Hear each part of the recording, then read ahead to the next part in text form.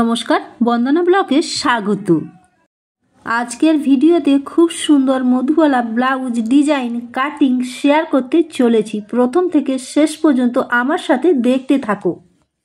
আজকের ভিডিওটি যদি কোথাও কোনো অংশ এতটুকু ভালো লেগে থাকে তাহলে আমার এই ছোট্ট চ্যানেলটিকে এগিয়ে যেতে সাহায্য করবেন। সাথে লাইক, কমেন্ট, শেয়ার করে লাইকের পাশে থাকা হাইপ চিহ্নটি ক্লিক করে শেয়ার করে দেবেন। প্রথমে এই ডিজাইন কাটিং করার জন্য নিউজ পেপার নিয়ে নিয়েছি। এখানে লং নিয়ে নিচ্ছি 15 আর আমার রেডি থাকছে 14। তো ওপর থেকে হাফ ইঞ্চি মোড়ার জন্য আর নিচে হাফ ইঞ্চি পট্টি মোড়ার জন্য। তো 1 ইঞ্চি চলে গেল, তাহলে আমার এখানে থাকলো 14 পারফেক্ট। তো এখানে পুটের মাপ নিলাম 6 আর আরমুলের মাপ নিলাম 6.5। তো আমি এখানে 34 সাইজ মধুবালা ব্লাউজ বানানোর জন্য এই মাপটা নিচ্ছি। তো তোমরা যদি বাড়াতে চাও, কমাতে চাও, তাহলে এখানে কিভাবে বাড়াবে কমাবে সেটাও আমি দেখিয়ে দিচ্ছি। তো যে দাগগুলো দিয়েছি সেই দাগগুলো এখন আমি সমান করে স্কেলের সাহায্যে এখন টেনে নিচ্ছি।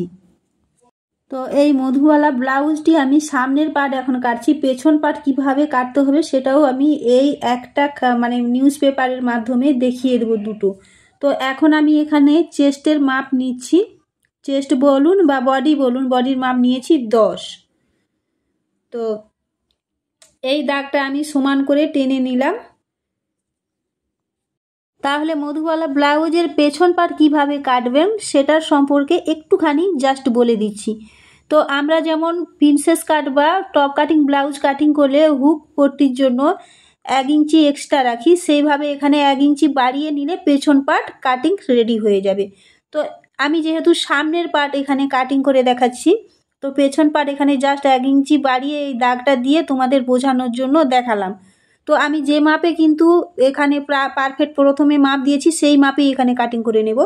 তো এখানে আমি আরমুল কিন্তু 1.5 ইঞ্চিতে শেপ দিয়ে দিচ্ছি। তো পরে আবার আমি এখান থেকে কমিয়ে নেব জাস্ট সামনের পার্ট।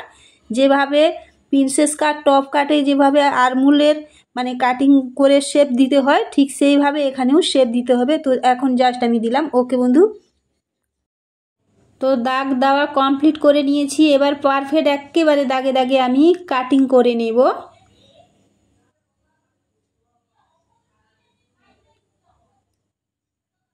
তো কাটিং করে নিয়েছি। এবার আমি যেটা করব, এখানে গলার চওড়া গলার যে ডিজাইনটা করব, গলার চওড়া এখানে 3 ইঞ্চি আমি নিচ্ছি।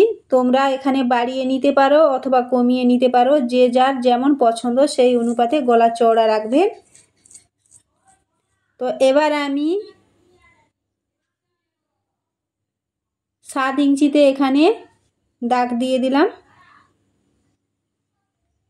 পারফেক্ট আমার থাকবে 6, আবারও নিচেও আমি 3 ইঞ্চিতে দাগ দিয়ে দিলাম। তো এবার আমি এখানে স্কেল দিয়ে এই দাগটাকে সমান করে টেনে নিচ্ছি।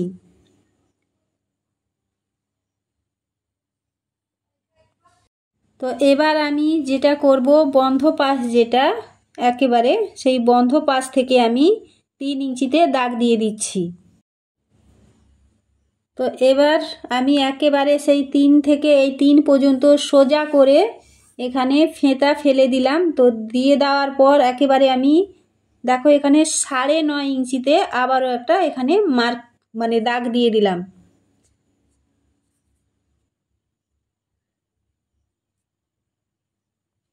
তো এবার আমি বেল্টের জন্য এখানে 2.5 ইঞ্চিতে দাগ দিয়ে দিচ্ছি, একেবারে নিচ থেকে ওপর পর্যন্ত। তো সেমভাবে আমি এক সাইডে বন্ধ পাশটা আমি 2.5 দিলাম আর খোলা পাশটাতে আমি 2 ইঞ্চিতে দাগ দিয়ে দিলাম। তো দাগ দিয়ে দেওয়ার পর এবার আমি স্কেল দিয়ে এই দাগটা সমান করে টেনে নিচ্ছি। তো এই দাগটা কিন্তু এক সাইড একটু কম থাকলো, আরেক সাইড বাড়তি থাকলো। কোন সাইড কম থাকলো, কোন সাইড বেশি থাকলো সেটা অবশ্যই বুঝতে পেরেছো। তো 9.5 থেকে এই যে বেল্টের দাগটা দিয়েছি সেই দাগটাকে সোজা করে টেনে নিলাম। তো এবার যেটা করব সেটা হলো, এটা হলো টাক্স পয়েন্ট বা টেকেন পয়েন্ট। তো এবার আমি ফেতাটাকে দাগ থেকে 1 ইঞ্চিতে দিয়ে দিলাম। তো দুটো সাইডে এখানে আরও 1 ইঞ্চি করে আমি বাড়িয়ে নিলাম। তারপর আমি স্কেল দিয়ে একেবারে প্রথম যে মানে এটা দাগটা দিয়েছি সেই কোনা করে এই 1 ইঞ্চিতে আমি স্কেল দিয়ে সুন্দর করে একটা দাগ টেনে নিচ্ছি।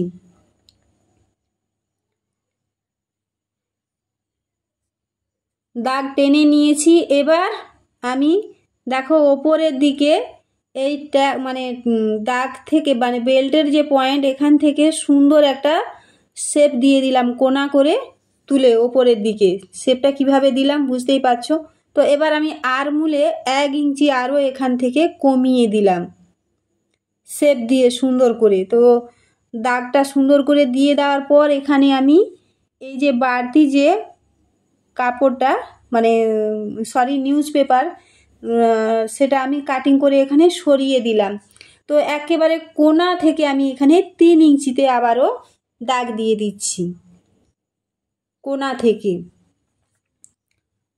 তো এবার আমি এইটাকে হালকা হাতে সুন্দর করে ওপরের দিকে শেপটা উঠিয়ে ওপরে তুলে দিলাম। তো কিভাবে আমি শেপটা দিচ্ছি আশা করছি বুঝতে পারছো। শেপটা সুন্দর করে ওপরের দিকে তুলে দিলাম।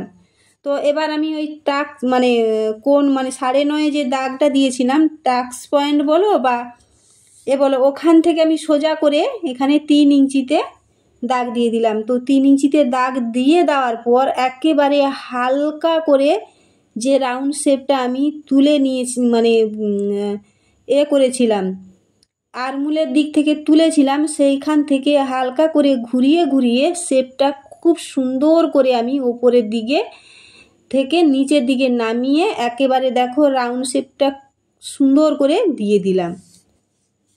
তো আবারও আমি এই শেপটা ভালো করে এখানে দিয়ে দিয়েছি। তো এবার আমি গলার শেপটা সুন্দর করে দিয়ে দিলাম। তো তোমরা চাইলে অন্য কোনো ডিজাইনও এখানে দিতে পারো। নিচে আমি 1/2 ইঞ্চি ডাউন করে এখানে দাগ দিয়ে কাটিং করে নিয়েছি। তো এবার আমি এই যে দাগটা দিয়ে রেখেছি সেই দাগে দাগে একেবারে আমি এখানে কাটিং করে নিচ্ছি। যেহেতু নিউজ পেপার খুব সাবধানে কাটিং করতে হবে, তো ওপরের দিকে আমি কাটিং করলাম না, নিচে কাটিং করলাম।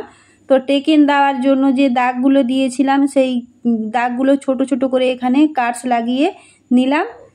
তো এবার আমি দেখো এই যে নিউজ পেপারের উপরে যে কাটিংটা করেছি সেই নিউজ পেপারটা সুন্দর করে বসিয়ে এখানে পিন গেঁথে নিলাম। পিন গেঁথে নেওয়ার পর একেবারে পারফেক্ট আমি দাগে দাগে কাটিং করে নিচ্ছি। তো নিউজ পেপারের ওপর গলার যে ডিজাইনটা দিয়েছিলাম সেটা কাটিং করছিলাম না, রেখে দিয়েছিলাম। তো এখন আমি কাপড়ের সঙ্গে পেপার দুটোই একসাথে কাটিং করে নিয়ে তারপর দেখো একেবারে আমি এখানে যেমন যেমন শেপ দিয়ে রেখেছিলাম সেই শেপে আমি এখানে অস্তরটা কাটিং করে নিয়েছি। তারপর আমি নিচে এখানে অস্তর ডাউন করে নিলাম 1/2 ইঞ্চি। তো অলরেডি আমার এখানে লাইনিং কাটা মানে কাটিং হয়ে গেছে। তো নিচে যে টেকেন দেওয়া হবে সেই টেকেনের ওপর আমি কাপড়ে মানে দাগ দিয়ে তারপর ছোট ছোট করে এখানে কাটস লাগিয়ে নিলাম। তো দেখেই বুঝতে পারছো কত সুন্দর কাটিং করে নিয়েছি। তো এবার আমি চেস্টের যে নিউজ পেপারের মানে খাপটা আমি আলাদা করে কাটিং করে রেখেছিলাম সেটা আমি এখান থেকে বের করে নিচ্ছি। সেই একই রকমভাবে পিন গেঁথে এখানে বসিয়ে নেওয়ার পর দেখো এটা কিন্তু একটু আলাদা রকমভাবে কাটিং হবে। তো এটা এখানে 1/2 ইঞ্চি বাড়িয়ে নিতে হবে। তো আমি সেইভাবে 1/2 ইঞ্চি বাড়িয়ে চারপাশ ঘুরিয়ে প্রথমে দাগ দিয়েছি, তারপর হালকা হালকা করে রাউন্ড শেপ দিয়ে চারপাশ ঘুরিয়ে ঘুরিয়ে দাগটা সুন্দর করে দিয়ে দিচ্ছি। তো দিয়ে দেওয়ার পর একেবারে আমি পারফেক্ট দাগে দাগে কাটিং করে নেব। তো তোমাদের যার যেমন চেস্টের মাপ সেই অনুপাতে এখানে দাগটা বাড়িয়ে নেবেন এবং কমিয়ে নেবেন। তো বড় হলে আমি যেভাবে বাড়াচ্ছি যদি বড় লাগে ওইভাবে বাড়িয়ে নেবেন, আর কমানো তো ভেতর থেকে কমিয়ে দিলেই জাস্ট একেবারে পারফেক্ট মানে কাটিং হয়ে যাবে। তো এবার আমি এখানে সেই একই রকমভাবে ছোট ছোট কাটস লাগিয়ে নিলাম টেকেন দেওয়ার জন্য। ব্লাউজের মেন কাপড় আমি অস্তরে যে কাটিং করে রেখেছি সেই অস্তর বসিয়ে নর্মাল ব্লাউজ যেভাবে কাটিং করা হয় ঠিক সেইভাবে কাটিং করে নিচ্ছি। আজ তাহলে এই পর্যন্ত, নেক্সট ভিডিওতে এটা সেলাই করে দেখাবো। আজ আসি, আপনারা সকলে খুব ভালো থাকবেন, সুস্থ থাকবেন। আবারও দেখা হবে অন্য কোনো নতুন ভিডিওতে। সবাইকে টাটা।